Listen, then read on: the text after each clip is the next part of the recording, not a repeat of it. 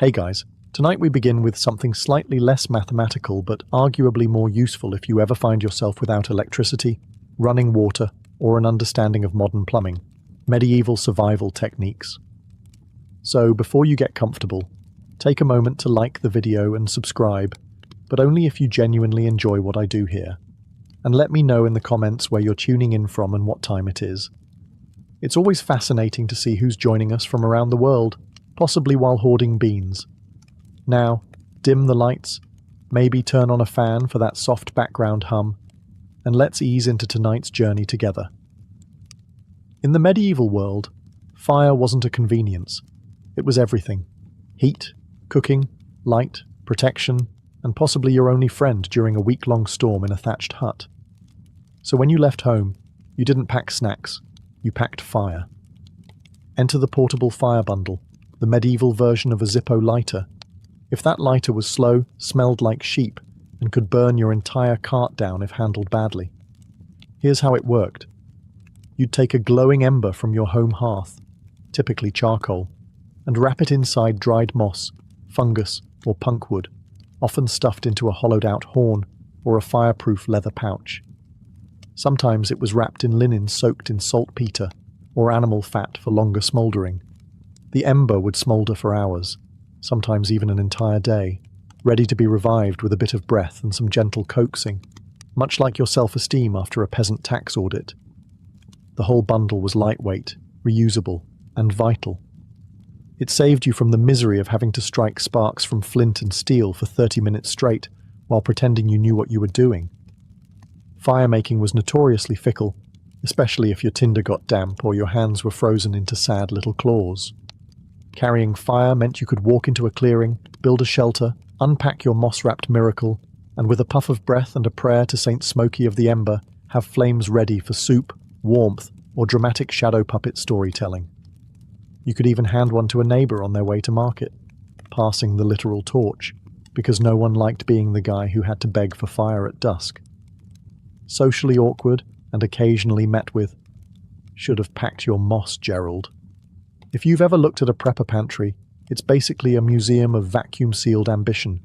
Jerky, beans, mystery cans from 2011, and enough freeze-dried stroganoff to survive a small apocalypse and still complain.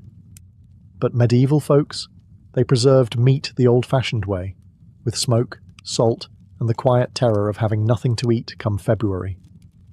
Now, most people today think of smoking meat as something you do with a grill, a beer, and mild barbecue delusions. But in the Middle Ages, smoke wasn't for flavor. It was for survival. And not just any smoke. This was strategic, sneaky smoke. Hidden smoke. You see, in many homes, especially cottages with open hearths, meat wasn't displayed proudly above the fire like in a fantasy movie. It was hung behind the fire, tucked high up in rafters, out of reach from animals, children, and that one neighbor who always showed up at dinner. Why behind the fire? Because that's where the cool smoke drifted, slow and steady, rising through the house and wrapping itself around whatever unfortunate chicken or pig part you'd managed to obtain. Over days, weeks, and even months, the smoke would dry the meat, kill off bacteria, repel insects, and make sure your ham survived longer than your New Year's optimism. This wasn't your sweet applewood barbecue kind of smoke. This was pine and despair smoke, thick, acrid, and full of character. After a few months, the meat was hardened, darkened, and fully armed against decay, bugs, and relatives dropping in unexpectedly. Even better, hidden meat smoked slower and was harder to steal. That matters when you live in a village where "I didn't see your sausage hanging there" is somehow a legal defense. And don't forget the dual benefit. While the meat smoked, the house stayed warm and pest-resistant. Nothing says cozy medieval evening like sitting under a smouldering ham in a room filled with smoke and hope. Today's preppers love perimeter defense.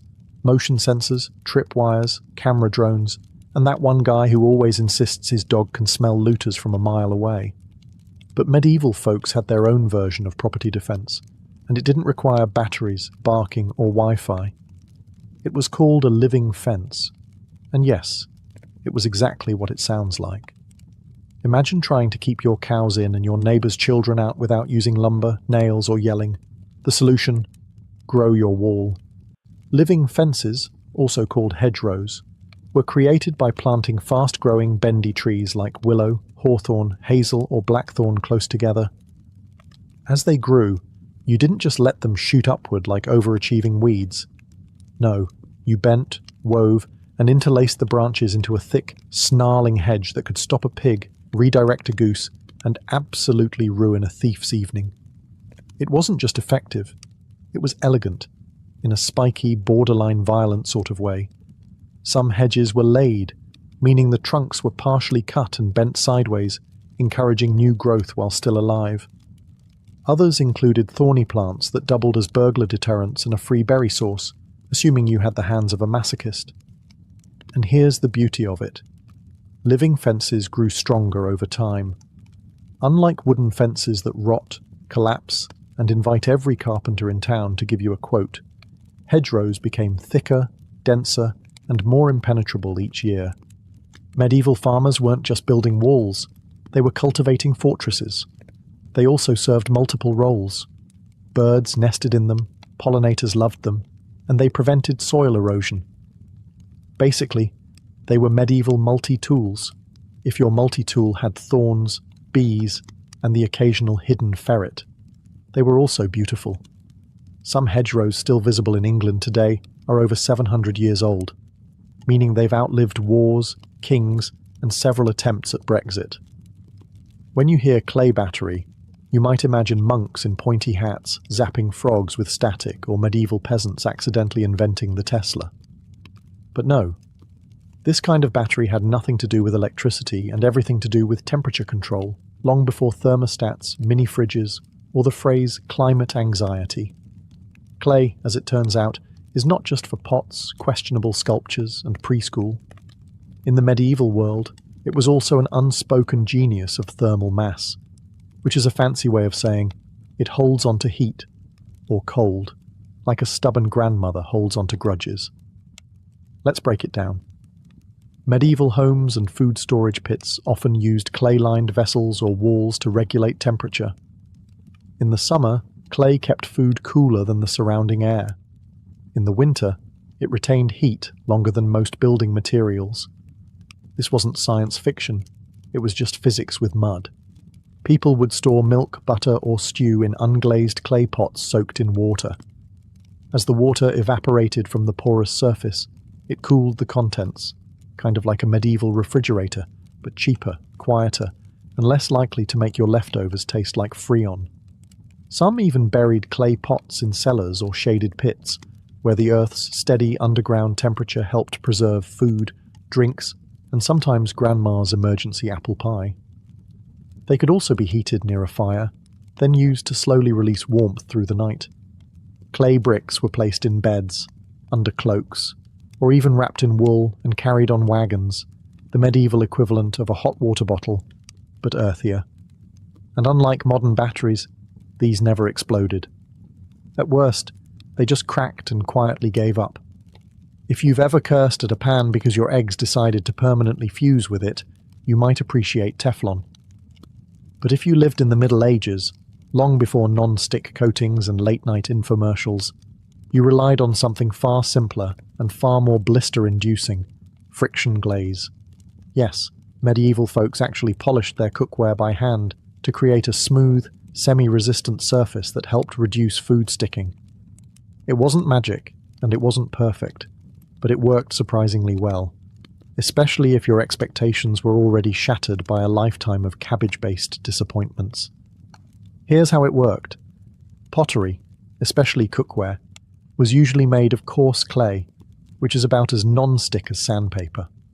But by rubbing the still damp pots with smooth stones, bone tools, or even hard wood, they compressed the surface, aligning particles and sealing pores. This painstaking polishing created a subtle shine known as a burnished glaze. Imagine someone spending half a day massaging a soup pot like it owes them money. That's friction glaze. Now, did this stop everything from sticking? No. This wasn't a miracle, It was medieval innovation, but it reduced food adhesion enough to make cleaning easier and stew less crusty. Some even coated their burnished pots with a thin layer of animal fat, then fired them to help seal the surface, a kind of prehistoric seasoning process. It also helped the pots last longer by making them more resistant to water and cracking. And for extra points, burnished pots looked nicer. In a time when most things were grey, wooden, or dying, a shiny cooking pot was basically the medieval equivalent of kitchen bling. Of course, the process was labour-intensive, and likely gave many potters permanent shoulder problems, but it meant the difference between usable cookware and a vessel that turned porridge into plaster. Modern preppers might spend hundreds on titanium cookware or whatever the latest anti-stick miracle is. But medieval folks? They sat down, grabbed a rock, and just kept rubbing until the pot obeyed. Primitive? Maybe. Effective? Absolutely. Long before GPS, Google Maps, and that one friend who swears he knows a shortcut and absolutely doesn't, people had to navigate using their ears, especially in fog, or forests, or those charming medieval mornings when the mist was so thick you couldn't see your own cartwheel. Enter the lost art of sound navigation. Not a superpower, not echolocation by bat, but practical survival through careful listening. And frankly, we don't give our ancestors enough credit for this. These were people who could identify their village by the angle of a church bell and determine how lost they were by how many dogs were barking. Let's say you're travelling on foot. No compass, no landmarks, just fog, mud, and a deep suspicion that you're walking in circles. You tune your ears to the bells, church bells, cowbells, even strategically placed clappers or gongs in certain regions. Towns often rang their church bells not just for mass, but as auditory lighthouses.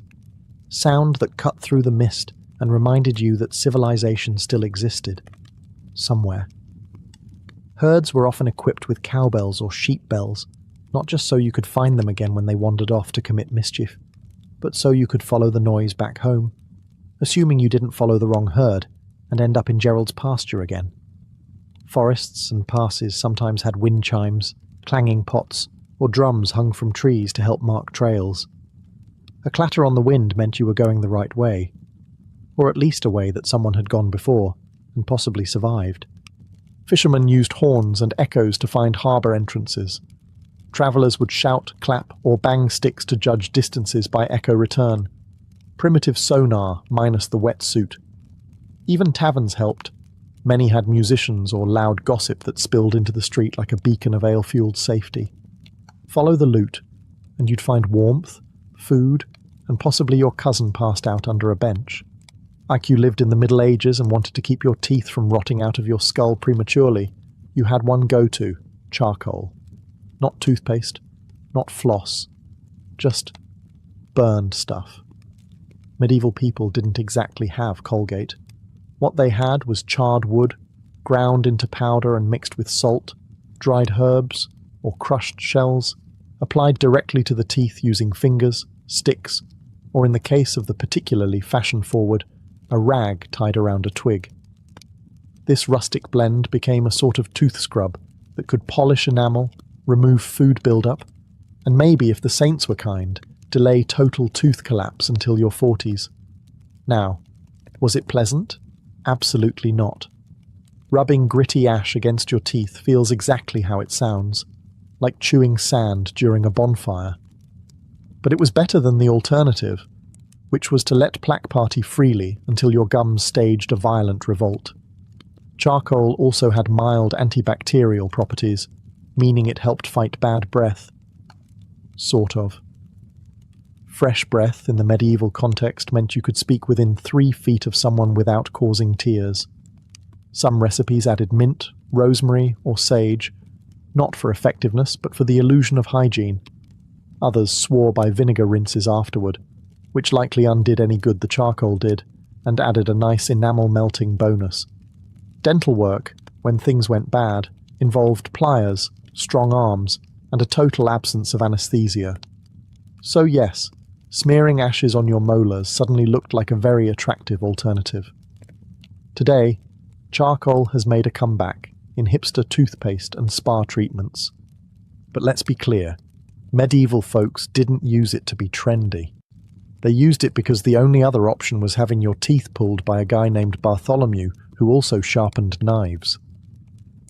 Let's be honest, modern housing is mostly drywall, concrete, and IKEA furniture that collapses if you even think about leaning on it wrong. But medieval peasants, they built homes out of sticks, mud, straw, and sheer optimism. The method? It was called wattle and daub, which sounds like a quirky folk band, but was actually the backbone of everyday survival architecture. Here's how it worked. First, you start with wattle, which is just a fancy word for woven branches, twigs, or long flexible sticks.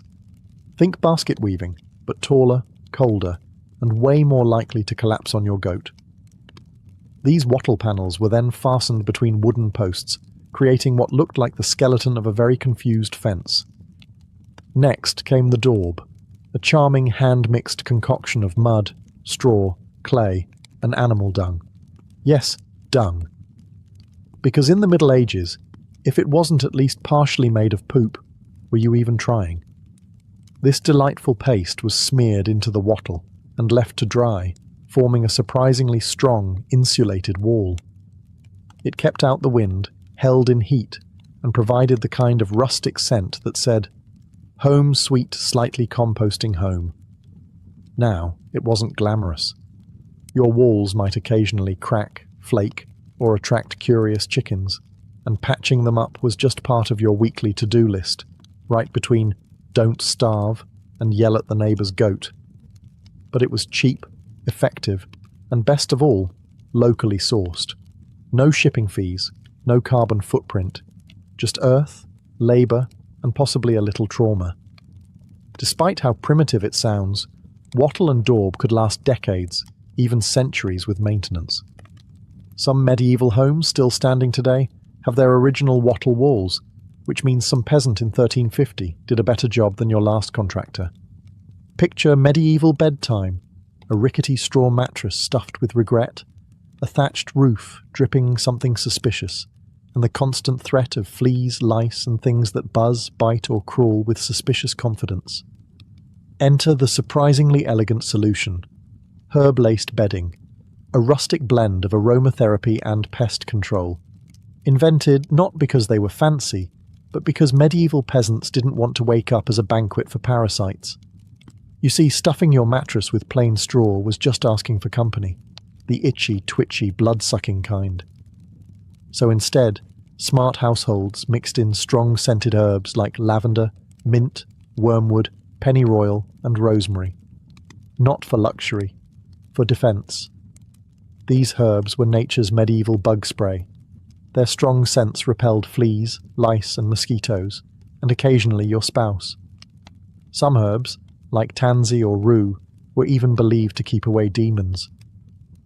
Conveniently, they also kept away nosy in-laws. The result? A bed that smelled like a suspiciously pleasant salad and kept the Crawleys at bay, for a few nights at least.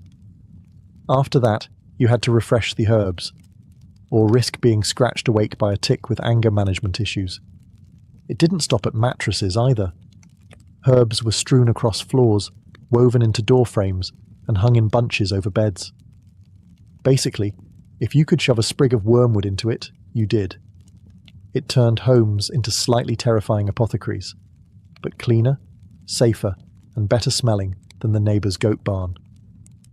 In an age before bug nets and DEET, this was brilliant. Entire manuals were written on which herbs worked best. Some people even believed that dreams were sweeter when you slept on lavender. Science? Questionable. But if it made you forget the damp ceiling and the fact your pillow was a sack of oats, then bless it. Long before the age of refrigerators humming in the kitchen and light-up freezer drawers filled with forgotten peas, medieval folks had to get creative to keep their food from turning into science experiments. Enter the marvel of passive preservation. Stone cooling shelves, also known as slab shelves, larders, or, to put it simply, that cold rock we put the cheese on. Here's how it worked. Thick slabs of stone, often slate or marble if you were fancy, were built into the shaded walls of homes, particularly on the north-facing side, where the sun rarely touched. These stone shelves absorbed the naturally cooler temperatures of the earth and surrounding air, creating a sort of ambient cold zone, basically a medieval version of a mini-fridge, but with less noise and more spiders. In cooler months, they kept milk, butter, meats, and whatever passed for leftovers from spoiling too quickly. Even in warmer weather, the stone remained cooler than the air, thanks to its thermal mass, which is science speak for rock doesn't care how hot it is outside. No cords, no motors, no light bulb to shame you at 2 a.m. Just stone, shade, and sheer hope. Some homes even had entire stone pantries or cold rooms with thick walls and earthen floors. These were precursors to modern root cellars, and they were usually located as far away from the cooking fire as possible, because while medieval people loved hot soup, they didn't want it slowly heating their butter storage. In wealthier households, these shelves could be lined with damp cloths or porous jars filled with evaporating water to enhance the cooling effect. A clever use of physics without ever uttering the word evaporative. In poorer homes, it was just put the milk on the cold slab and hope it doesn't curdle before lunch. These days, if you twist an ankle or get stung by a bee, you reach for an ice pack, painkillers, or maybe a gel that promises cooling relief and delivers mild regret. But in the Middle Ages, when medicine often involved leeches or someone whispering Latin over a goat horn, people had a more accessible, less terrifying option. Cabbage leaves.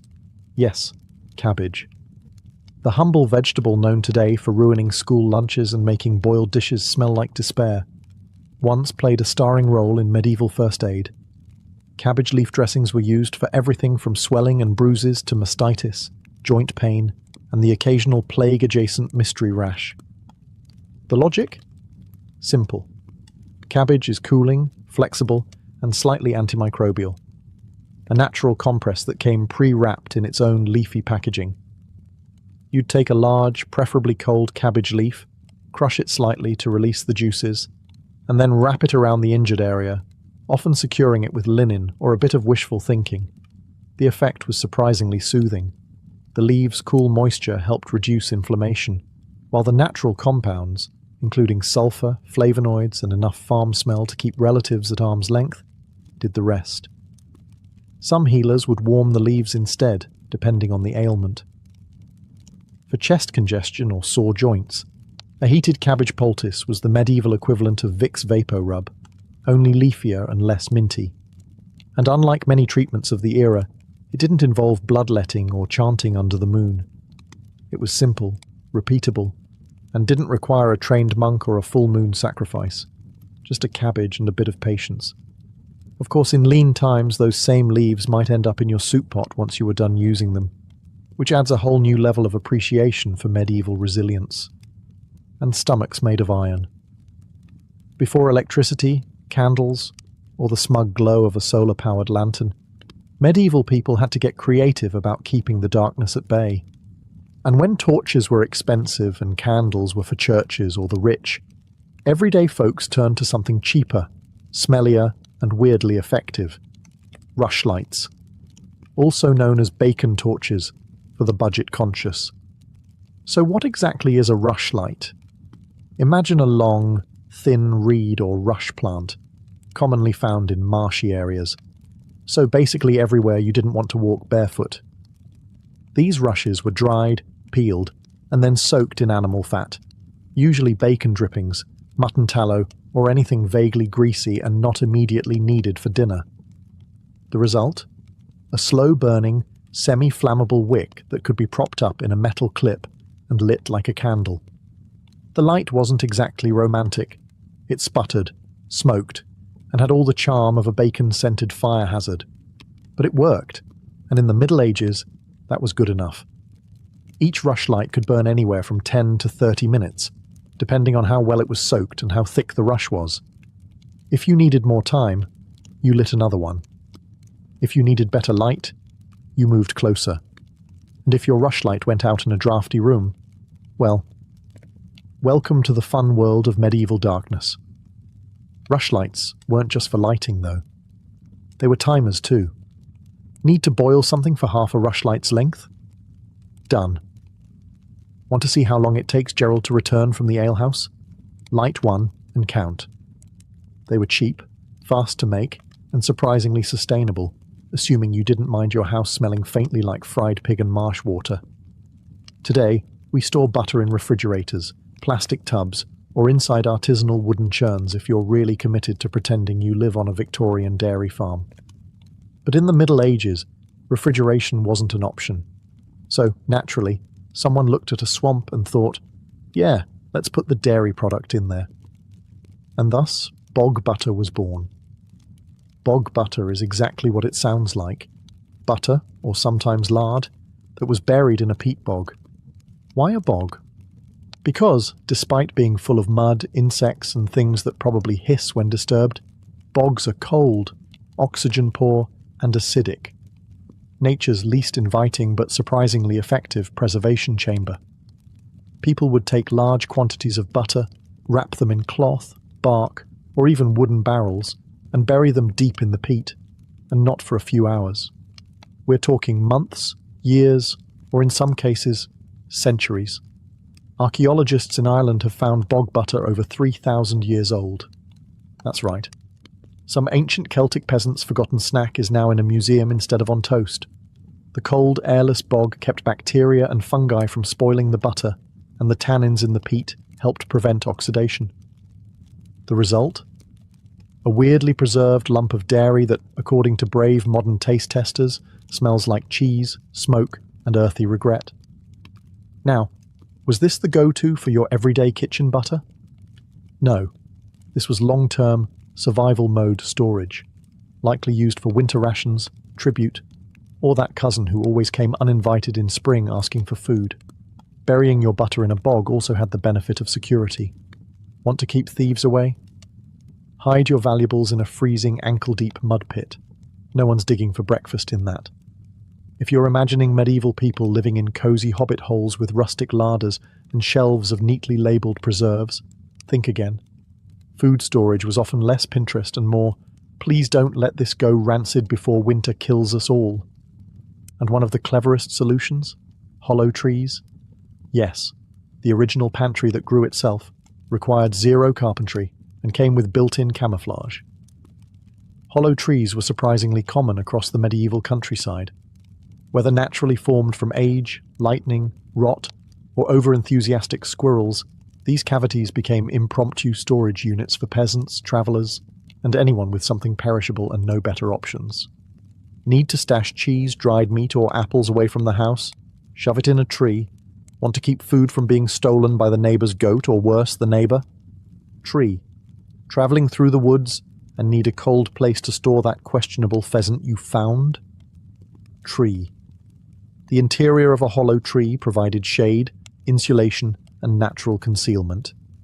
The thick bark and enclosed cavity kept temperatures relatively stable and helped slow spoilage. Not ideal for long-term preservation, but perfect for short-term storage, especially in cooler months. Some even lined the inside with leaves, moss, or bark to keep things dry and add a touch of that rustic medieval feng shui. Others placed food inside ceramic or leather containers before tucking them into the hollow, which at least gave the illusion that squirrels weren't licking your dinner. It wasn't just for food either. Hollow trees were also used to hide valuables, weapons, herbal remedies, and in a pinch, small children, during raids, not as a babysitting technique. A good tree could be the difference between starving and surviving, or at least the difference between cold cheese and suspiciously warm cheese. In the survival world, eating bark is usually code for things have gone very wrong. But in the Middle Ages, it was actually a legit survival food. Introducing bark bread, a medieval delicacy that says, I didn't starve, but I did chew a pine tree. During times of famine, which was often, peasants turned to the forest, not for game or mushrooms, too seasonal, too poisonous, but for tree bark. Specifically, the inner bark, or cambium, from pine, birch, or elm trees. This isn't the tough outer stuff, it's the soft, moist layer just beneath that was shaved off, dried, ground into flour and mixed into bread dough. Was it delicious? No. Was it nutritious? Actually, surprisingly, yes. Bark contains fiber, trace minerals, and complex carbs. It kept people alive when grain stores were empty, taxes were due, and the cows had mysteriously stopped producing milk, probably unionizing. Most recipes mixed bark flour with whatever was available, acorns, nettles, actual flour if you were lucky, and baked it into flat, chewy loaves that looked like bread and tasted like forest. But when your choices were bark bread or becoming bark yourself, you chose carbs. Some people even toasted or roasted the bark before grinding it, which gave it a smoky flavour, or at least distracted from the fact that you were eating tree. And it wasn't just for peasants. During sieges and harsh winters, entire communities relied on bark-based food to survive, sometimes even taxing how much cambium you could harvest from communal forests. Too much bark collection, and the tree died. Not enough, and the villagers did. So if the world ends and you're standing in the woods, no food in sight, don't panic. Just look for a birch, channel your inner peasant, and remember, you can totally eat that. In the land between the Tigris and Euphrates, beauty was a daily devotion. Ancient Mesopotamians didn't just groom themselves, they ritualized it. For them, cleanliness and adornment were signs of civility, favor with the gods, and even political status. You weren't just putting on a face for the world, you were preparing yourself for divine observation. Let's start with the eyes. Thick black eyeliner wasn't born in Cleopatra's boudoir. It was thriving centuries earlier in Sumer. Both men and women painted dramatic lines using kohl, a powdered concoction of lead, copper ore, and antimony. While this might horrify modern dermatologists, they believed it protected them from evil spirits, and, more practically, from the desert sun's glare. Their skincare routine would make modern influencers pause. Crushed semi-precious stones were mixed into oils to exfoliate and brighten the skin. Mud from the riverbanks, full of minerals, was smeared onto the body in thick, cooling layers. After it dried, it was gently scraped off, leaving the skin smooth and luminous. Yes, the first clay masks were less spa day and more ancient science. Hair removal was another ordeal. Using sharpened seashells or early tweezers, they plucked, scraped, or burned off body hair. Smoothness was equated with refinement and with godliness. The more polished your appearance, the closer you were to resembling divine perfection.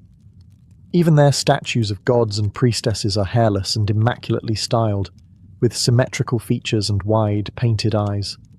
And let's not forget the scent. Fragrant oils weren't just pleasant, they were powerful. Myrrh, frankincense, and cedar were infused into animal fats and applied to the skin like perfumes. People believed these scents purified the body and pleased the gods. In royal courts, perfumed oils were so valuable that they were offered as tribute. Eyebrows? Tattooed. Permanent cosmetics weren't invented in the 20th century. They were already practiced in ancient temples. Women inked their brows using soot or natural dyes, creating bold arches that framed their faces dramatically. It was beauty with commitment. If you think today's beauty trends are extreme, let's talk about Cleopatra. Yes, the queen of eyeliner was more than just a seductress. She was the poster girl for Greco-Roman beauty obsession. While her face graced coins, her influence reached into every apothecary and boudoir from Alexandria to Rome. And she wasn't alone. Roman women inherited Egypt's taste for luxury, and then dialed it up to 11. Let's begin with the iconic milk bath. Cleopatra was rumoured to bathe in donkey milk daily. Whether it was 500 donkeys or just a strong rumour, the truth is this. Lactic acid, found in sour milk, is a natural exfoliant. Romans copied this enthusiastically.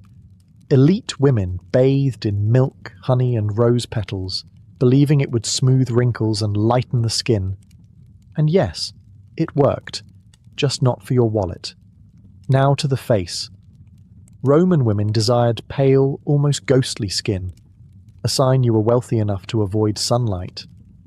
Enter cerussa, a face powder made of white lead, highly toxic, but hey, it gave that flawless matte finish. Women applied this daily, layering it on thick over the cheeks and forehead. Over time, it caused sores, hair loss, and in some cases, death. But looking like a goddess, worth it. Rouge and lip stain were made from red ochre, crushed beetles, or mulberry juice. The more vivid your lips and cheeks, the more youthful and seductive you appeared. For eyeliner and eyebrows, soot mixed with animal fat did the trick.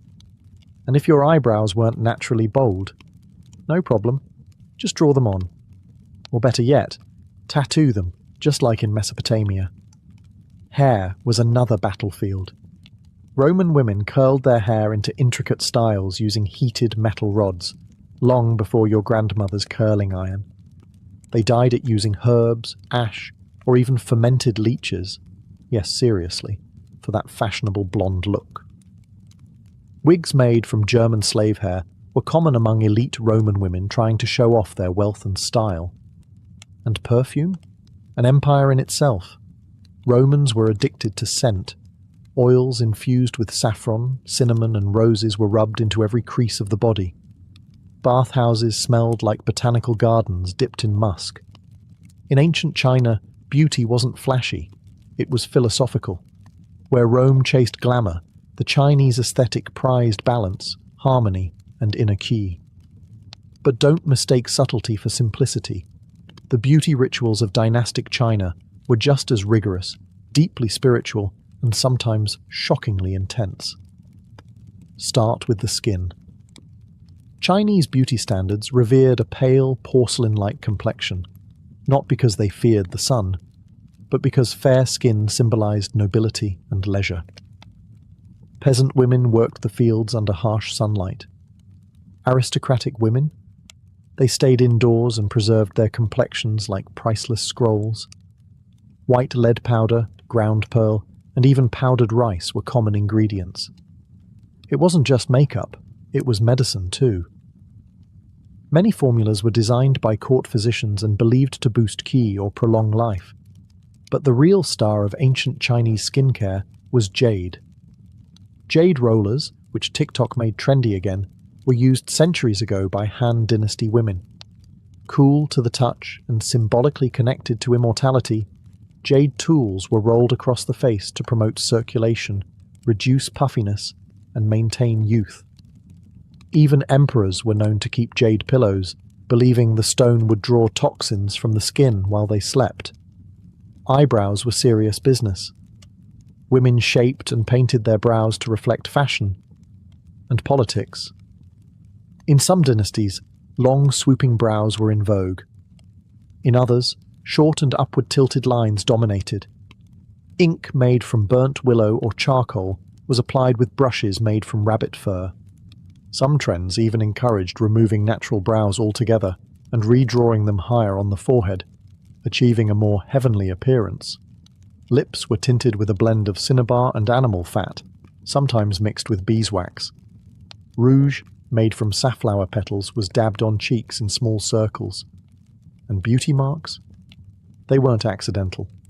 Some women painted tiny black dots near their lips or eyes, considered flirtatious symbols of charm and mystique. Hair care was a daily ritual. Women used fermented rice water and camellia oil to wash and nourish their hair, which they often grew down to their knees. Elaborate updos, held in place with jade pins and golden combs, weren't just about style. They were a declaration of status, elegance, and cultural refinement. To the ancient Chinese, beauty wasn't loud or lethal. It was meditative, disciplined, and symbolic. It was artful restraint paired with quiet power, written not in words, but in the soft glow of powdered faces and the curve of a perfect brow. If ever there was a time when beauty killed, literally, it was the Renaissance. In the courts of Italy, England, and France, women weren't just enhancing their appearance, they were slowly poisoning themselves in pursuit of perfection. The goal? A glowing, alabaster white face with blood-red lips and high, delicate brows. The method, a chemical cocktail that would terrify a modern dermatologist. Let's start with the most infamous, Venetian ceruse. This was a luxurious face paste made from white lead and vinegar. It gave a smooth, bone-white finish, hiding blemishes and wrinkles. Queen Elizabeth I wore it religiously. Under candlelight, it gave a luminous glow that made skin look porcelain. But the downside: skin corrosion, paralysis, tooth decay, and, eventually, death. It was the Renaissance equivalent of a slow-drip time bomb. But wait, there's arsenic too. For women who wanted to brighten their complexion or lighten freckles, arsenic wafers were sold as miracle pills. Swallowing small doses supposedly gave the skin a translucent look. It also caused vomiting, kidney damage, and internal bleeding. But beauty waits for no one, not even your liver. Eyebrows were plucked into thin arches, or removed entirely.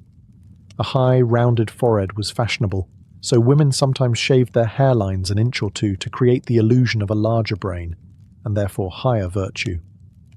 Balding was rebranded as high status.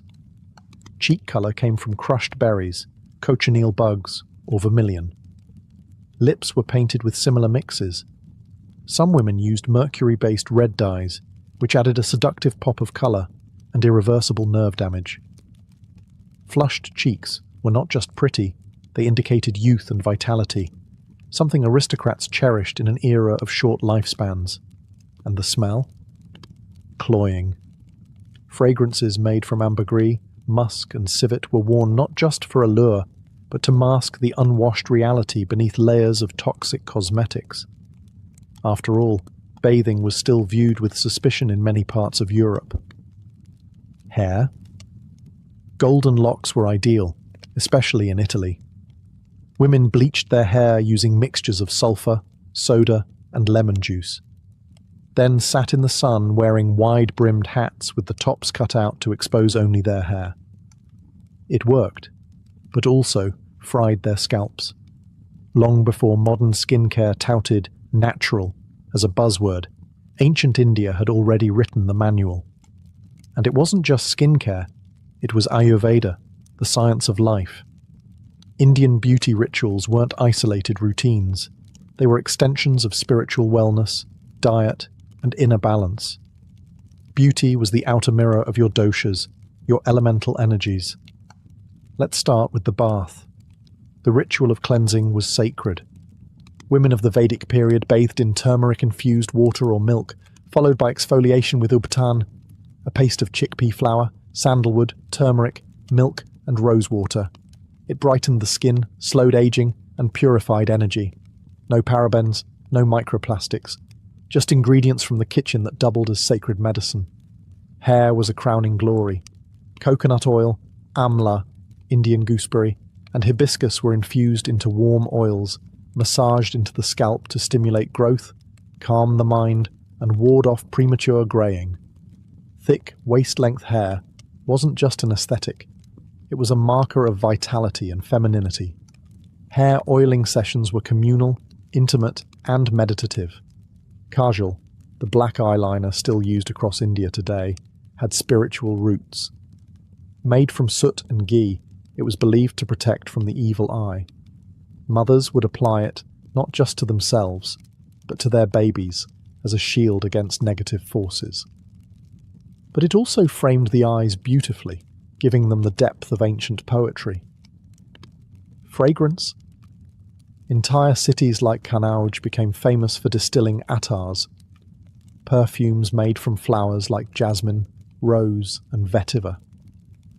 These oils were rubbed onto the skin, used in hair, and even mixed into bath water. Their purpose wasn't just seduction, but spiritual clarity. Scents helped align the senses with the divine. Lip and cheek tints came from beetroot, saffron, and crushed rose petals. And teeth? Cleaned with neem sticks and charcoal long before plastic toothbrushes arrived. Even dental hygiene was a ritual, timed with moon cycles and linked to doshic balance. Perhaps most unique was mehendi, henna. Used to decorate hands and feet, especially during weddings, henna wasn't just cosmetic. It cooled the body, lowered stress, and signified joy, fertility, and transformation. Every swirl in the design told a story. The ancient Greeks adored beauty, but not in the flashy, gilded sense of later empires. For them, beauty was moral. Physical perfection reflected a virtuous soul. A sculpted body or symmetrical face wasn't just attractive, it was a sign of inner harmony, intelligence, and divine favour. So it's no surprise that grooming in classical Greece was practically a civic duty. Let's begin with the skin. Like the Romans, Greeks idolised pale complexions. A white face meant leisure and nobility. A tanned face meant you worked outside, which was for slaves and peasants. To achieve this ghostly ideal, Greek women used powders made from white lead, again, chalk or crushed seashells. These powders weren't subtle. In fact, some women layered them so thickly that they cracked when they smiled. But hey, beauty is sacrifice. Red lips and cheeks came from mulberries, red iron oxide, or even wine dregs. The richer the red, the more desirable the look. However, application had to be light. Heavy makeup was frowned upon. A modest flush meant good health and chastity. Too much. That was associated with prostitutes, known as hetairai, who famously used richer rouge and elaborate cosmetics to entertain philosophers and statesmen alike. Hair care was no afterthought. Greek women prized long, wavy hair, often styled in braids, buns, or knots, and held together with ivory or bronze pins. To lighten their hair, they rubbed in vinegar, lemon juice, and sometimes used ashes. Blonde hair, especially, was idealized as divine and foreign. Think Helen of Troy. Wigs and hairpieces made from enslaved northern women weren't uncommon among the elite. Eyebrows were key. A single, continuous brow, yes, a unibrow, was a sign of purity and intelligence. Women who weren't naturally blessed would fake it using powdered antimony or soot. Some even glued goat hair between their brows. All for that soft, scholarly look. Perfumes were blended with care, using olive oil as a base mixed with herbs like marjoram, thyme, and iris root. They were applied after bathing, which the Greeks did obsessively, often in public baths. Cleanliness was next to godliness, literally. In the jungles and highlands of Mesoamerica, beauty wasn't soft, and it definitely wasn't subtle. For the Aztec and Mayan civilizations, beauty was bold, a physical badge of identity, power, and sacred duty. The ideal body was crafted, carved, and sometimes painfully altered, all in service of the gods and societal status. Let's start with the most intense, cranial modification. Among both the Mayans and Aztecs, shaping a baby's skull was seen as an enhancement. From infancy, wooden boards were gently but firmly bound to a child's head to elongate the skull into a sloped, almost cone-like shape. It was a sign of nobility, intelligence, and beauty. The longer and smoother the forehead, the higher your social standing. Next up, dental decoration. Forget whitening strips. Mayan elites embedded jade, turquoise, and even hematite into their teeth. Tiny holes were drilled with obsidian tools, and precious stones were glued in with natural resins. The sparkle when they smiled? Literal. The pain tolerance? Astronomical. Filed teeth were also fashionable, shaped into sharp points or symmetrical patterns to mimic animal traits, suggesting strength or divine connection. Skin and face painting played a major role in daily life and ritual. Aztec women often wore red and yellow pigments on their cheeks, while both men and women used black paint for ceremonies. The colours weren't random. They had meaning. Red was for life and fertility. Black often signified war or devotion. Some paints were made from crushed insects, like cochineal, giving a vibrant crimson hue. Piercings and tattoos were spiritual commitments. Ear, nose, and lip piercings were common, often adorned with jade or bone jewellery. Tattoos, created with thorns and ink, displayed one's family lineage, religious role, or even battlefield honours. These weren't subtle accessories, They were declarations of loyalty to gods like Quetzalcoatl or Ixchel. Even crossed eyes were considered attractive among the Maya. Mothers dangled beads in front of their infants' noses, training them to look inward until their eyes misaligned. This wasn't seen as a defect, but as a sign of mystical insight. Across the vast and varied landscapes of ancient Africa, beauty was as diverse as the terrain itself. From the lush Nile Valley to the savannas of Nubia and the trade cities of West Africa, beauty rituals were both practical and profoundly symbolic. Adornment wasn't just a matter of style. It was a statement of identity, status, and even cosmic alignment. Let's begin in ancient Egypt, where beauty was practically a science. Both men and women wore kohl around their eyes, not just for allure, but as protection. The black pigment, made from galena or lead sulfide, reduced sun glare and warded off infections. The dramatic lines extended beyond the lids, creating the famous almond-eyed look of Egyptian art. Eyes weren't just mirrors of the soul, they were sacred instruments, channels to the divine. Perfume was a luxury and a necessity.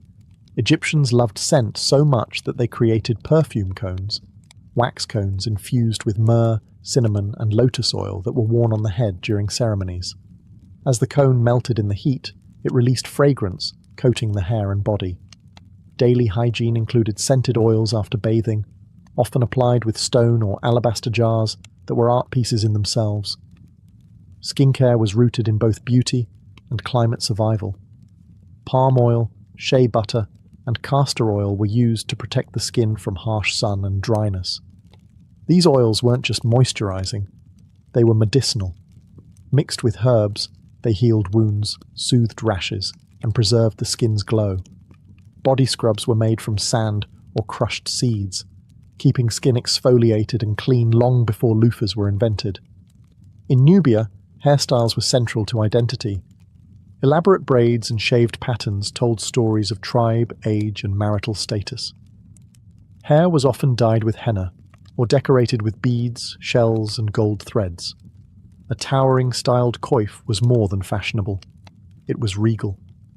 Further west, in ancient Yoruba or Songhai territories, body painting using indigo and ochre pigments played a role in rituals and celebrations. Tribal markings, either scarified or painted, were not seen as blemishes, but beauty enhancements and markers of strength and heritage. Beauty has always demanded something in return: time, effort, money. But in the ancient world, it could also demand your health, your sanity, and even your life. Across civilizations, the pursuit of perfection often crossed into dangerous territory. While these rituals were admired and even worshipped, they sometimes left scars far deeper than the cosmetic. We've already seen the chilling ingredients: lead, arsenic, mercury, and crushed insects, all used in makeup and skincare. What these substances had in common was toxicity. Lead face powders, used in Rome, Greece, and later Renaissance Europe, caused hair loss, muscle paralysis, and slow organ failure. And yet, the paler your skin, the higher your desirability.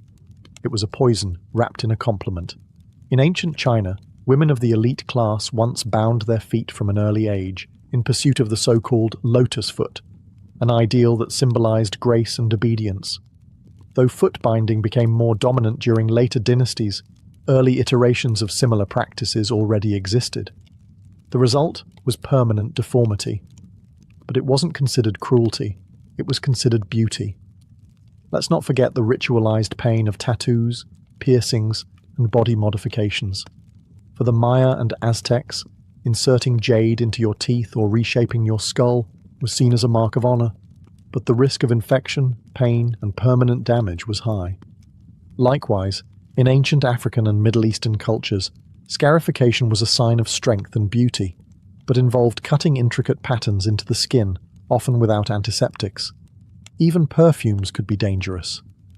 In Egypt, perfume cones often included ingredients like cinnamon oil, which in high concentrations can burn the skin. And since bathing with water was a luxury, heavy oils could trap dirt and bacteria, leading to infections. Cosmetics and treatments weren't regulated or standardized. One person's beauty secret was another's slow demise. And since many rituals were passed down by word of mouth or inscribed in secretive texts, misinformation was as common as vanity itself. In every culture, the pursuit of beauty reflected the values of the time, power, divinity, nobility, virtue. But the cost? It was often paid in silence. The scars were hidden beneath powders, perfumes, and elaborate hairstyles. Long before monopoly ruined family dinners, the people of ancient Mesopotamia were already obsessed with board games, especially one called the Royal Game of Ur. Discovered in the 1920s by British archaeologist Sir Leonard Woolley in the Royal Cemetery of Ur, this game dates back over 4,500 years. But it wasn't just some idle diversion tucked away in a dusty corner. It was sacred, symbolic, possibly even cosmic. The game's board itself is a masterpiece, a small rectangular box with 20 decorated squares made of lapis lazuli, shell, and red limestone, inlaid in bitumen. Imagine something that looked less like a toy and more like a divine artifact. Players moved their pieces using tetrahedral dice, four-sided pyramid shapes, to race from one end of the board to the other. The goal? Get all 7 of your pieces off the board before your opponent. Sounds simple enough, but the deeper you look, the more layered it becomes. Some scholars believe the layout represents a spiritual journey, a metaphor for the soul's progress through fate and chaos. The middle squares were thought to be dangerous or magical, places of chance, protection, or divine judgment. In this view, winning wasn't just about luck. It was about navigating the cosmos wisely, like threading a needle through the will of the gods. And speaking of gods, yes, they were involved. Clay tablets from later periods describe how people used the game for divination. Scribes would consult dice throws and interpret them as omens, using the game as a sort of oracle. Think of it as ancient tarot by way of competitive backgammon. The Royal Game of Ur wasn't just played in temples or palaces. Versions of it have been found as far away as India and Egypt, suggesting it spread along trade routes and captivated multiple cultures. It may have been the first truly international board game, long before chess or checkers were even invented. For the ancient Sumerians, playing the Royal Game of Ur wasn't merely about killing time. It was about confronting fate, testing divine favor, and perhaps glimpsing the hidden structure of the universe. It was a game, yes, but also a ritual, a race, and a rehearsal for eternity. Senet wasn't just a board game, it was a passport to the afterlife. Played as early as 3100 BCE, Senet appears in tomb paintings, funerary texts, and even on the laps of pharaohs like Tutankhamun. To the ancient Egyptians, Senet wasn't merely for entertainment. It was a ritual simulation of the soul's journey through the underworld, where every move on the board could echo through eternity. The Senet board consisted of 30 squares arranged in 3 rows of 10. Each player had 5 or 7 pieces, and the object was to move them across the board and safely off the final square. The twist? Movement was determined by casting sticks or bones, which acted as rudimentary dice. But luck alone wouldn't win you the game. Strategy and timing were essential. What began as a casual pastime soon gained spiritual weight.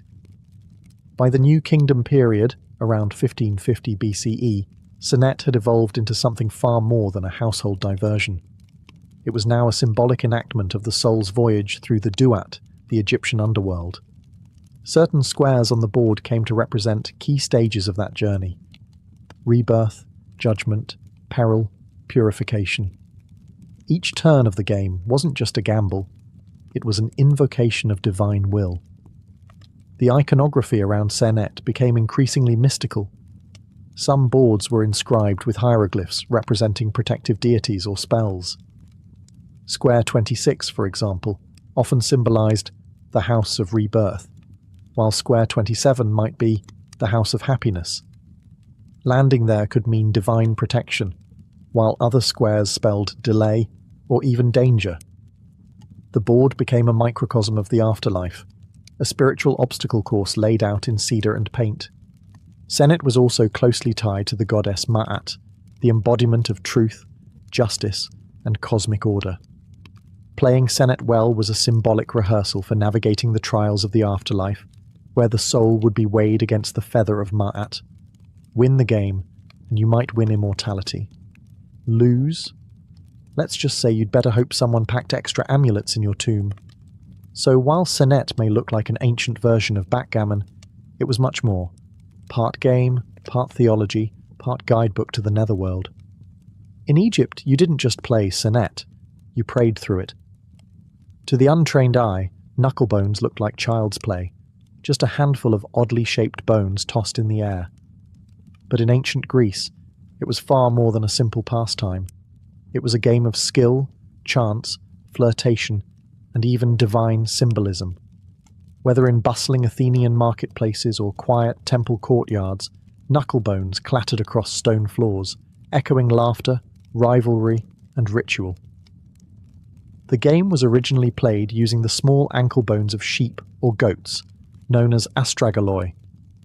Unlike modern dice, these four-sided bones didn't roll in uniform patterns, making each throw unpredictable.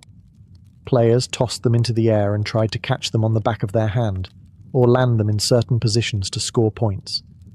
The rules varied by region and era, but the thrill was universal. It wasn't just kids who played.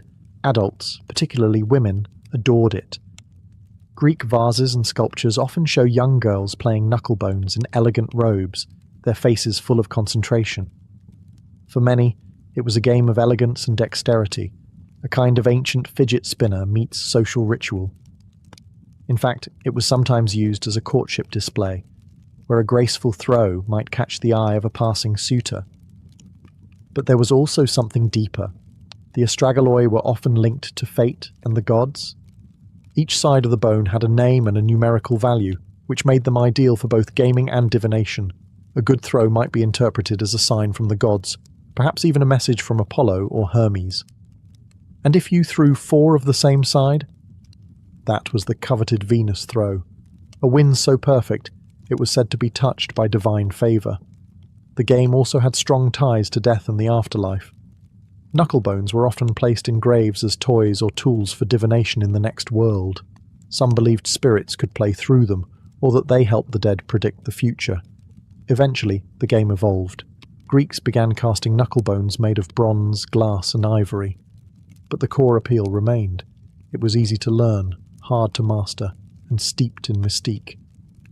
In Greece, knucklebones were more than a game. They were flirtation, fate, and fun, all rolled into a single toss. If chess is war on a board, then ludus latrunculorum was Rome's declaration of battle. This ancient Roman game, often shortened to latrunculi or the game of little soldiers, wasn't just a way to pass time in a villa courtyard. It was an intellectual sparring match, a brainy rehearsal for real-world conflict. To play it well was to think like a general. The exact rules of ludus latrunculorum have been lost to time, but enough fragments, wooden boards, clay pieces, and literary references remain to paint a compelling picture. Played on a grid, often 8x8 or 9x10 squares, each player controlled an army of small uniform pieces called latrones, or mercenaries. The objective? Outmaneuver your opponent and capture their pieces by surrounding them. No dice, no luck, just cunning. What made it thrilling was its subtlety. This wasn't a race game like or Senet. It was tactical, demanding foresight and psychological warfare. Players would bait, feint, and trap, just like in actual military campaigns.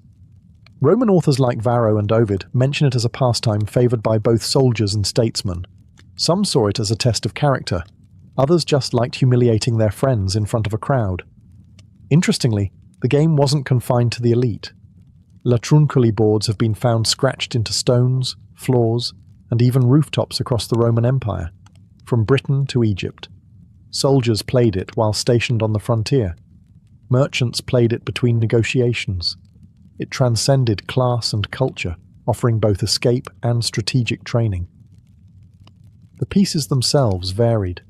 Simple pebbles, carved ivory tokens, or glass counters. Some boards featured special squares, possibly fortresses or thrones, where key captures could occur. Scholars debate whether a single king piece existed in some versions, but regardless, the game rewarded ruthless logic over brute strength. Roman poets often used the game as a metaphor. Losing a piece was like losing favour in court, getting surrounded, like political betrayal. Even the gods were said to play versions of it, suggesting that strategy was not just human, but divine. Ludus Latruncalorum may be extinct, but its spirit survives in modern games like chess and checkers. It was Rome's intellectual bloodsport, a game where victory meant more than bragging rights. It meant superiority of mind. Before Senet reigned supreme in ancient Egypt, there was Mayhen, a mysterious, spiral-shaped board game named after a protective serpent god. Mayhen wasn't just a game. It was a riddle wrapped in mythology, strategy, and ceremony. While the exact rules have vanished into the sands of time, the surviving boards and game pieces suggest that Mayhen was more than just recreation. It was cosmic symbolism in motion. The board itself was striking. A coiled serpent, its body segmented into rectangular spaces, spiraling inward toward the head. The serpent, Mayhen, was believed to protect the sun god Ra during his nightly journey through the underworld. So in essence, each game was a reenactment of a divine voyage, players navigating the coils of danger, transformation, and rebirth. The pieces discovered alongside Mayhen boards include small lion-shaped tokens and round marbles or spheres. Scholars believe each player controlled a set of marbles that travelled through the serpent's body, possibly escorted or threatened by the lion figures. The lions may have acted as guardians, obstacles, or even competitive attackers. While it's unclear exactly how movement worked, it likely involved dice or casting sticks, as with other Egyptian games. What makes Mayhen so fascinating is its rapid disappearance. Popular during the Old Kingdom, around 2600 to 2300 BCE, it abruptly vanished from records and archaeological finds by the Middle Kingdom. Why? No one knows. Some theorize that its religious associations fell out of favour. Others believe it was simply overshadowed by Senet's growing role in funerary rites. Either way, Mayhen became a relic, leaving behind only beautiful serpent-shaped boards and silent, lion-headed pieces. Its presence outside Egypt is equally intriguing. Similar spiral boards have been found in Cyprus and the Levant, suggesting the game, or at least its imagery, travelled through trade or conquest. Did it retain its symbolic meaning in foreign lands? Or was it stripped of myth and reduced to a puzzle? The evidence doesn't say, but the mystery only adds to Mayhen's allure. In the end, Mayhen was more than a pastime. It was a walk along the divine spine of a serpent, a metaphor for protection, risk, and the eternal cycle of life and death. To play it was to enter a spiral, one where each move echoed with myth. Long before the Vikings wrote sagas or carved runestones, they played Tafel, a family of asymmetric board games that mirrored their brutal world of raids, sieges, and survival. From frozen longhouses in Norway to trading ports in Ireland, Tafel games were spread across the Norse world, sharpening minds as much as swords. These were not gentle pastimes. Tafel was warfare, distilled into strategy, deception, and calculated risk. The most famous version is Hanefatafel, or King's Table, played on a square grid that varied in size, most commonly 11x11 or 13x13. The asymmetry is the game's signature. One player commands a king and a small group of defenders in the centre of the board. The other controls a larger army of attackers on the edges. The king's goal? Escape to a corner square. The attacker's goal? Capture the king by surrounding him on all four sides. There are no dice, no luck, only logic, planning, and brute positional play. And just like in Viking raids, the odds are not even. The attackers outnumber the defenders 2-1, forcing the king's player to think like a desperate leader, constantly evading, redirecting, and outwitting the enemy. Tafel boards were often carved from wood, antler, or even stone, with intricate grid patterns and stylized playing pieces. Wealthier warriors might own versions made of glass or bone, with figures shaped like warriors, kings, or dragons. The boards were portable, easy to carry on longships, and the rules, though regional, shared the same heartbeat: conflict. It wasn't just entertainment. Tafel trained Viking minds for real-world leadership and ambush tactics. It taught when to retreat, when to sacrifice, and how to think several moves ahead. In an age where alliances shifted like wind on the fjords, the ability to anticipate your opponent could mean the difference between glory and death. Tafel was so embedded in Norse culture that even Christian missionaries used it to connect with pagans, sometimes replacing the king piece with a bishop. But as chess spread into Scandinavia during the medieval period, Tafel began to fade, seen as a relic of the old gods. By the 12th century, it was nearly extinct, though echoes of it still survive in regional games like Tablet. In its prime, however, Tafel was more than a board game. It was a Viking battlefield, just quieter, cleaner, and played with bone instead of blood. In the grand courts of ancient India, amid elephants, incense, and sacred chants, a game was being played, not just for fun, but for fate. Pachisi, known as the national game of India, was more than just a pastime. It was a cosmic dance of karma, kingship, and calculated risk. With origins dating back to at least the 6th century CE, and possibly earlier, Pachisi was a favourite of emperors, especially the legendary Akbar the Great, who didn't just play it, he lived it. The game board is shaped like a giant cross, symbolising the 4 cardinal directions and the intersection of fate. Each arm of the cross forms a path of squares, converging at a central square, representing the throne or home. Players race their 4 pieces around the board, trying to return them all to the centre before their opponents. The twist? Movement is determined by throwing 6 or 7 cowrie shells, not dice. The number of shells landing open side up dictates the movement. So every turn blends chance, choice, and divine whim. But Pachisi isn't just about movement. It's about capture. Land on an opponent's piece, and you send them back to the beginning. Timing, positioning, and bluffing are everything. A rash move can lead to disaster. A patient strategy can dominate the board. It's a game of nerves, much like the chess of war or the politics of court life. And yes, it was played in real life. Literally. Akbar famously built a massive courtyard version of the board at Fatehpur Sikri, where real people dressed in colour-coded clothing acted as game pieces.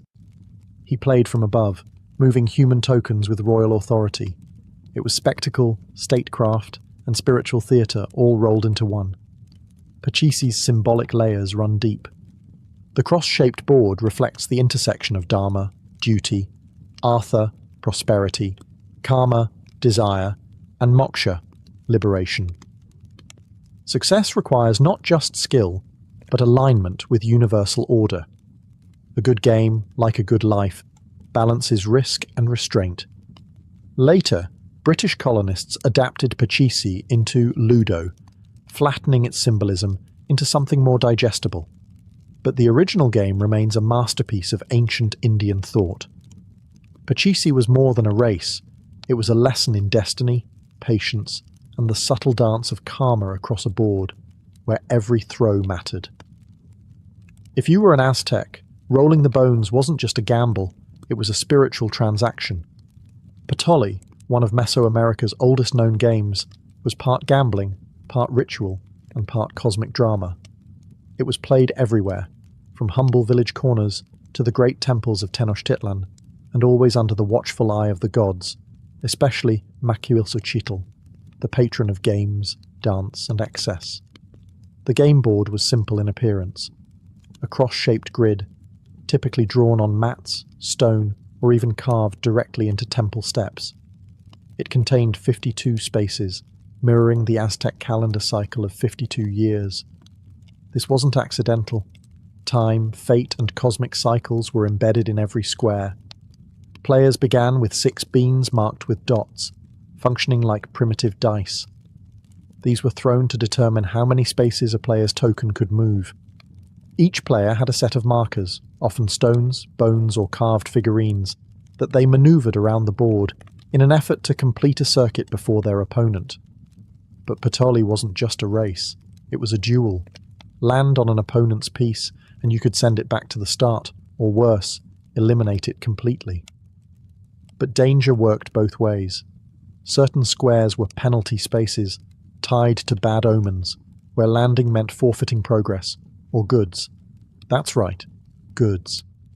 Because Patoli wasn't just played for pride, it was a full-blown gambling event.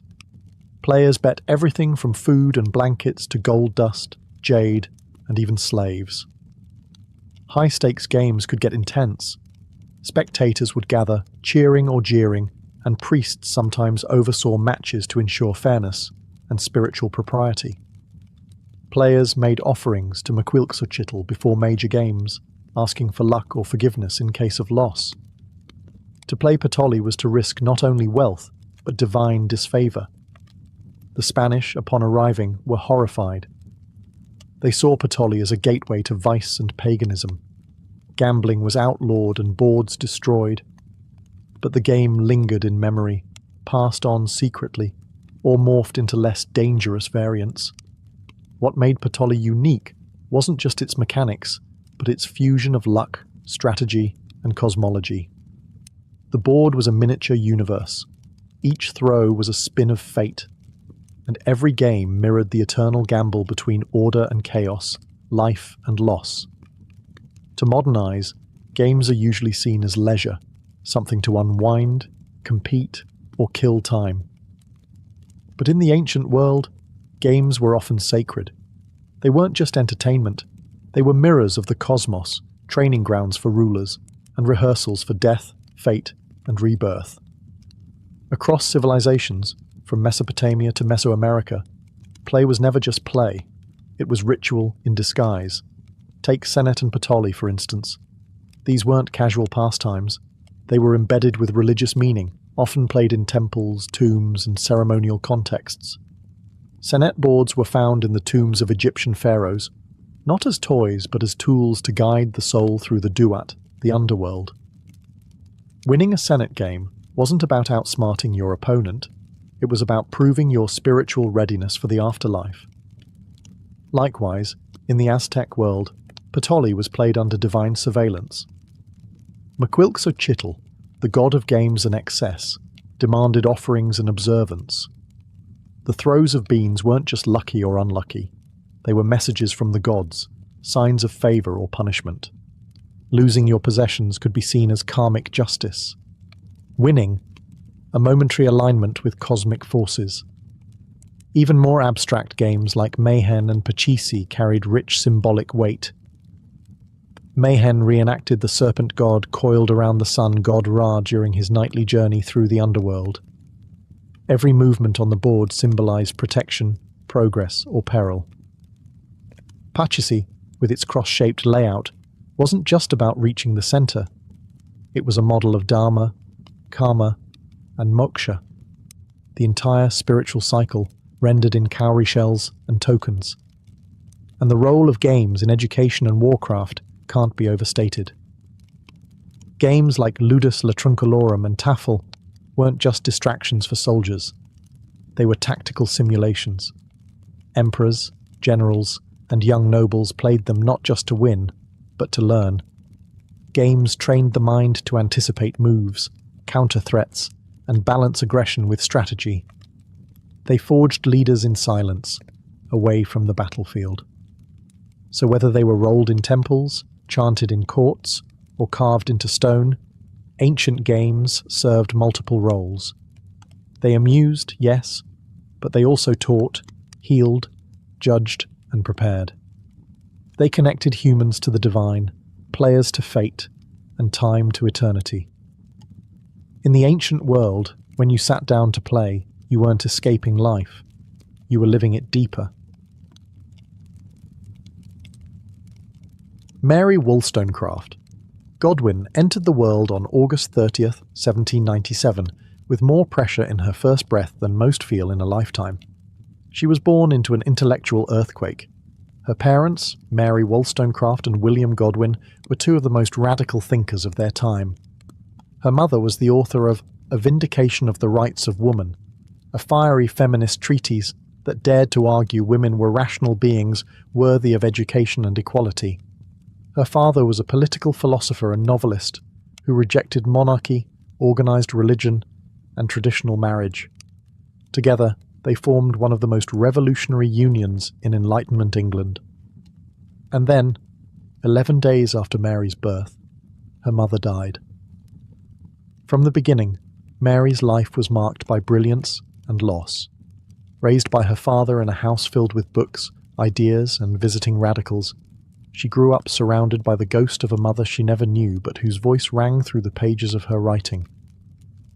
Her father did not hide these works. He encouraged Mary to read them. Her education was anything but ordinary. She absorbed Greek myths, science, poetry, philosophy, and history before most children had learned to write a paragraph. The garden became her classroom. Her thoughts were fed by the likes of Coleridge, Rousseau, and Voltaire.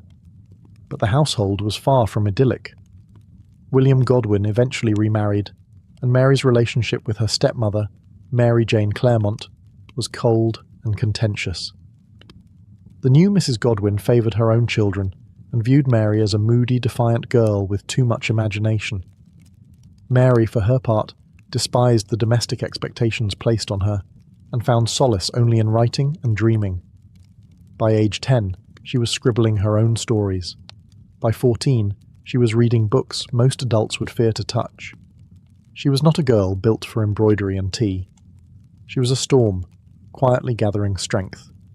Mary's childhood, framed by the ideals of political revolution, personal freedom, and feminist rebellion, laid the foundation for a life unlike any other. Her origins were haunted by death, defined by genius, and forged in fire. She was not simply her parents' daughter. She was already becoming something stranger and far more powerful. Mary Shelley, the future mother of science fiction. In the summer of 1814, Mary Godwin, just 16 years old, did something that would ignite scandal across literary London. She ran away, but not alone. She eloped with the already married, wildly idealistic poet Percy Bysshe Shelley, a man 5 years her senior, who was both her father's admirer and his greatest disappointment. What began as a romantic rebellion would soon unravel into grief, exile, and artistic fire. Mary met Percy in her father's home, where the poet often visited to debate philosophy and pay homage to Godwin's writings. But it was Mary, not her father, who enchanted him. Quiet yet intense, she shared Percy's fascination with liberty, science, and the supernatural. They read together by her mother's grave in St. Pancras churchyard, where she would often retreat to be near the woman she'd never known. It was there, between headstones and candlelit books, that their love story began. Their departure was abrupt and reckless.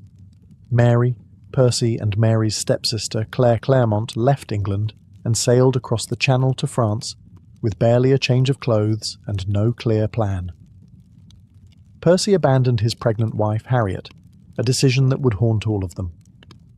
The trio wandered through revolutionary France and Switzerland on foot, writing in their journals by day and sleeping in flea-bitten inns by night. Their money ran out quickly, forcing them back to England in disgrace. What followed was a spiral of hardship. Percy's creditors hounded them. Mary's father, once the voice of free love, shunned her, and the children began to die. Mary gave birth to a daughter who died within weeks. "Dream that my little baby came to life again," she wrote in her journal. "Awake and find no baby." Grief had entered her bloodstream, and it never left. Yet through the turbulence, Mary's mind sharpened. She was reading voraciously Greek myths, alchemy, galvanism, scientific theories about reanimation. She was living in exile, a radical woman in a conservative world. Her relationship with Percy was both intoxicating and exhausting. He was brilliant, erratic, emotionally distant, yet passionately supportive of her writing. Mary Shelley had become an outcast, but she was no victim. Her life, already overflowing with rebellion and heartbreak, was laying the groundwork for something extraordinary. And in just a few short years, on the shores of Lake Geneva, lightning would strike. In the summer of 1816, Mary Godwin, now Mary Shelley, found herself at the heart of one of literary history's most infamous vacations. She was in Switzerland, staying at the Villa Diodati by Lake Geneva with her lover Percy Shelley, her stepsister Claire Claremont, the notorious Lord Byron, and Byron's physician John Polidori. The weather was miserable. Thanks to the eruption of Mount Tambora the year before, the skies were choked with ash. Crops failed. Temperatures dropped. It became known as the year without a summer. Trapped indoors, the group passed the time telling ghost stories and discussing science, poetry, and philosophy. One night, Byron proposed a challenge. Each person should write their own supernatural tale. A creative storm began to brew, one that would change literature forever. Mary was just 18. Byron and Shelley were already celebrated poets. Polidori would go on to write The Vampire, a precursor to Dracula. But it was Mary, quiet and observant, who would shatter expectations. At first, she struggled to come up with an idea. Days passed. Then, during a conversation about galvanism, the use of electricity to reanimate dead tissue, something clicked. That night, Mary had a vision. In her words, "I saw the pale student of unhallowed arts kneeling beside the thing he had put together. I saw the hideous phantasm of a man stretched out. She had dreamed of a scientist, and the monster he brought to life. Thus was born Frankenstein, or the modern Prometheus. The novel wasn't just horror, it was a fusion of science, myth, and grief." Victor Frankenstein's obsession with creating life mirrored the age's fascination with scientific progress. The creature, shunned and unloved, reflected Mary's own feelings of abandonment and otherness. Themes of parenthood, isolation, and guilt bled onto every page, drawn from her losses and the chaotic men around her. When Frankenstein was published in 1818, it was anonymous. Many assumed Percy had written it. He had penned the preface. He was the husband. He was the man. But the truth couldn't stay hidden. The world would come to know Mary Shelley not only as the wife of a poet, but as the mother of science fiction. In one summer she had taken lightning, death, and her own sorrow, and made a monster that would never die. After the birth of Frankenstein, Mary Shelley's life didn't settle into literary triumph. Instead, it plunged deeper into sorrow. Death had always circled her, but in the years following 1818, it closed in relentlessly. Even as her creation began to walk in the public imagination, her own family began to vanish. Mary and Percy returned to England, where grief struck again. Their two young children, Clara and William, both died. Clara from dysentery in Italy, William from malaria shortly after. Mary was devastated. She had now lost 3 children in as many years. The pain was bottomless. She wrote, "I am not now in a state to be comforted." She isolated herself, her mind darkened by nightmares, and her health began to deteriorate. Yet amidst the sorrow, a glimmer of life emerged. In 1819, she gave birth to her only surviving child, Percy Florence Shelley. He would become her anchor in the years to come, but even he could not shield her from the next blow. In 1822, tragedy struck again, this time brutally and suddenly. Percy Shelley drowned in a storm while sailing off the coast of Italy. His body washed ashore, unrecognizable except for a volume of Keats's poetry in his pocket. Mary was just 24 years old, widowed, broke, and emotionally shattered. She had lived through the deaths of 3 children, her half-sister Fanny's suicide, the suicide of Percy's estranged wife Harriet, and now the drowning of the love of her life. It was a gothic horror no fiction could rival. Yet somehow, she endured. Mary gathered Percy's remains, both literal and literary. She preserved his poems, his reputation, and even allegedly kept a piece of his calcified heart wrapped in silk, stored in her writing desk. Grief was no longer just a companion, it was her constant muse. And through it all, she kept writing. Her pen became her lifeline. She composed Valperga, a historical novel, The Last Man, a post-apocalyptic vision of plague and isolation that eerily mirrored her own desolation, and she edited and published Percy's works, ensuring his legacy wouldn't drown with him. Mary Shelley didn't just survive tragedy, she absorbed it, transformed it, and turned it into art. Love had defined her early years, but now, loss would shape her myth. By the mid-1820s, Mary Shelley was alone in a way few young women of her era could imagine. At just 28, she had already buried most of the people she had loved: her parents, her children, her half-sister, her husband. What remained was her pen, her son Percy Florence, and the crushing weight of legacy. She was no longer the radical teenager who fled England for love. She was now a widow, a single mother, and a woman surrounded by ghosts. And yet, she endured. Financially unstable, Mary relied on her writing to survive. But Victorian society wasn't kind to women who had lived too much. She was judged not only as a female author, but as the scandalous wife of a controversial poet. Publishers wanted her to be palatable, respectable. So she learned to navigate the literary world with care, balancing her radical past with the need to provide a stable life for her son. She wrote tirelessly. Novels like Perkin Warbeck, Lodore, and Faulkner, each weaving themes of political exile, lost mothers, and moral conflict.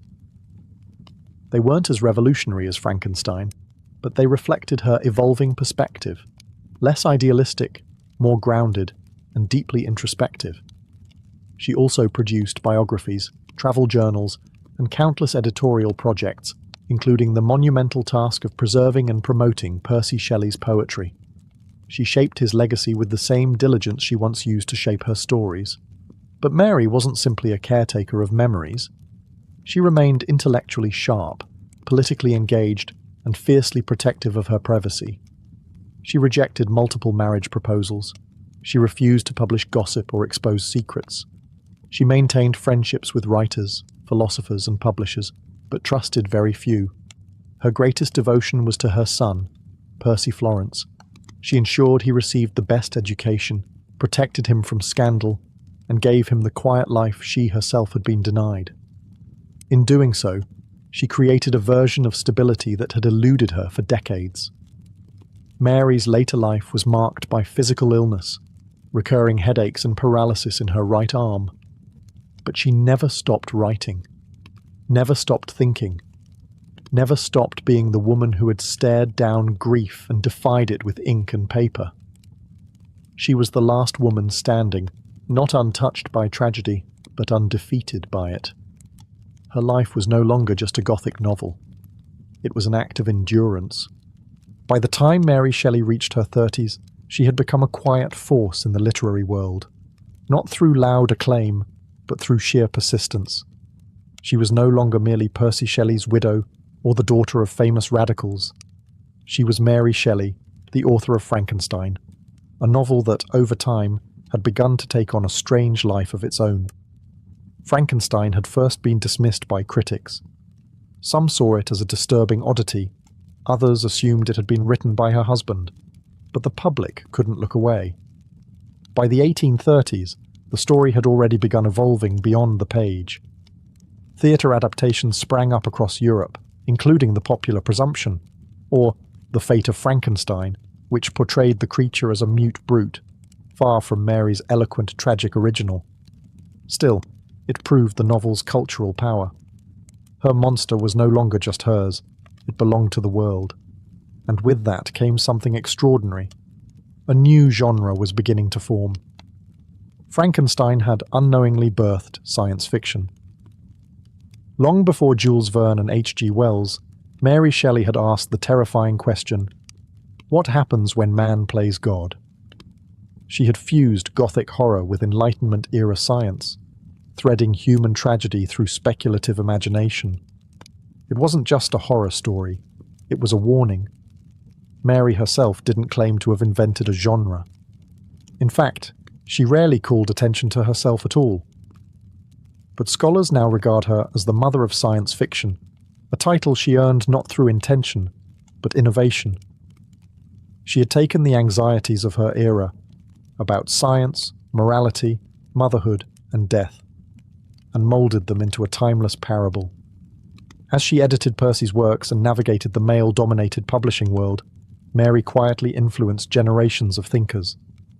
Her writings explored not only politics and feminism, but ecological disaster, existential dread, and ethical boundaries. Her 1826 novel, The Last Man, imagined a world ravaged by plague and loneliness, a vision that would only be fully appreciated a century later. Though ill for much of her later life, she never stopped engaging with the world through her writing. Her legacy was already in motion, creeping out of the lab, across the stage, through the press, and into the bloodstream of modern culture. Mary Shelley had breathed life into an idea that would never die, and for that, literature would never be the same. Mary Shelley's life was shaped not only by love and loss, but by identity, an identity she was constantly forced to defend, reshape, and preserve. Being a woman writer in the 19th century was already a political act. Being Mary Shelley, the daughter of revolutionaries, the widow of a radical poet, and the creator of a morally complex monster, made her existence even more loaded. After Percy's death, Mary was left in a precarious position. Though she had taken his surname through their marriage, her status as his literary executor and the guardian of his legacy was not guaranteed. His family, the aristocratic Shelleys, had never approved of Mary. They viewed her with suspicion, considered her dangerous, and offered her a meagre allowance on the condition that she stay out of their affairs. They allowed her to raise her son, but not to speak too freely. Mary played a long and careful game. She towed the line between respectability and rebellion, crafting a public persona that was quiet, literary, and maternal, while still protecting her radical lineage beneath the surface. When editing Percy's poetry and writing his memoirs, she subtly sanitized his atheism and revolutionary views, ensuring that his works could reach a wider, more conservative Victorian audience. Critics have debated this move for decades. Was it betrayal or strategy? Perhaps it was both. Mary understood the politics of reputation better than most. But while she worked to preserve Percy's legacy, she also fought for her own. Publishers wanted her to be silent, anonymous, or at best, the footnote to her husband's genius. Mary refused. She continued writing novels under her own name. In an era when women were still publishing under male pseudonyms, Mary Shelley insisted on visibility. At the same time, she quietly inserted political themes into her fiction. In Lodore and Faulkner, she explored issues of female autonomy, flawed fatherhood, and the social limitations placed on women. In The Last Man, she imagined the collapse of civilization and the futility of empire, hardly subtle commentary. Mary Shelley's pen was not just a creative tool, it was a weapon. Through fiction, biography, and quiet editorial work, she shaped not only the memory of a generation, but the framework of modern literature. As the Victorian era bloomed around her, Mary Shelley entered her final decade with a quiet dignity shadowed by physical decline and emotional isolation. Though she was still recognized for her intellect and literary contributions, the world that had once swirled with radicalism and romanticism was fading, and Mary was one of its last living witnesses. The vibrant coterie of her youth, Byron, Percy, Clare, even her father William Godwin, were gone. The revolutionary fire of the early 1800s had given way to Victorian restraint. Mary found herself increasingly alone, burdened by chronic illness. She suffered from debilitating headaches, partial paralysis in her arms, and what may have been a recurring brain tumor. Yet she rarely complained. Her pain was simply folded into her routine, like ink into paper. Still, she remained committed to her son, Percy Florence Shelley, who had grown into a dutiful and affectionate young man. Unlike his parents, Percy Florence lived a conventional life. eventually inheriting the baronetcy denied to his father. Mary clung to his companionship, focusing her remaining energy on ensuring his success and protecting him from scandal, especially the ghosts that still followed the Shelley name.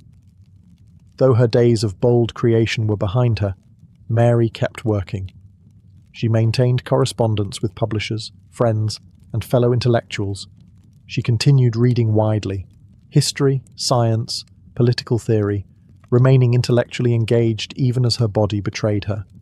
She kept editing Percy's works, carefully curating his poetic legacy while tiptoeing around the more incendiary pieces to preserve public favour. But the shadows never fully lifted. She lived modestly, sometimes on the edge of poverty, and never remarried. Marriage, to Mary, was never about security. It had been about passion and shared ideals. No one else could fill the space Percy had occupied, nor would she allow them to try. In 1851, at the age of 53, Mary Shelley died of what was likely a brain tumour. She passed quietly, surrounded by her son and his wife. After her death, they found among her belongings locks of hair from her lost children, and the rumoured piece of Percy Shelley's heart wrapped in silk. Even in death, Mary Shelley remained the keeper of memory, a woman shaped by loss, elevated by genius, and driven to write through every shadow. Mary Shelley died in 1851, but her voice never went silent. In the decades that followed, her work, especially Frankenstein, grew beyond her wildest imagination. What began as a ghost story by a teenage runaway became one of the most influential novels in human history. Mary Shelley wasn't just remembered, she was resurrected, again and again. At first, her fame lingered quietly. During her lifetime, she had been praised mostly for her loyalty to Percy and her editorship of his poetry. Her own fiction, though respected, was often dismissed or misunderstood. Frankenstein was still seen as a curiosity, filed under Gothic horror, its deeper themes ignored by a world not yet ready to question science, morality, and man's place in the universe. But time revealed her genius. By the 20th century, Mary's monster had become a cultural icon. Film adaptations, beginning with the silent era and exploding with Universal's 1931 Frankenstein starring Boris Karloff, gave her creation a new face. Literally. The creature became a misunderstood symbol of modern anxiety, a tragic being forged by human arrogance and cast out by society. Each adaptation reflected the fears of its time: war, technology, nuclear power, artificial intelligence, and always, at the core, Mary Shelley's fingerprints. Scholars began to revisit her work with new eyes. Feminist critics championed her not just as the wife of a poet, but as a literary architect in her own right. They explored her insights into motherhood, grief, creation, and power. The Last Man, once overlooked, was re-evaluated as an early dystopian masterpiece. Her life itself, marked by rebellion, intellect, and endurance, became as fascinating as her fiction. Today, Mary Shelley is not just remembered, she is revered. She is called the mother of science fiction, the queen of Gothic literature, a pioneer who fused the personal with the philosophical. Her legacy lives on in classrooms, laboratories, film studios, and political discourse. Whenever we ask what it means to be human, or what happens when creation outruns conscience, we're speaking in her language. She gave us a monster. But in doing so, she gave voice to every outsider, every orphaned idea, every mind cast out for being too curious. Mary Shelley didn't just write a novel, she rewired literature's DNA.